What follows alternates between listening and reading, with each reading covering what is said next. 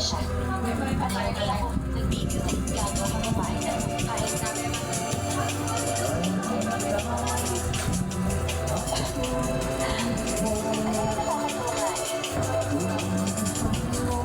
dahil hindi na tayo magkaibigan. Pauwi mo lang na lang ako bigla. Nag-exercise tayong dalawa. So ngayon, friendship over na tayo. Gusto ko maayos ang ending natin.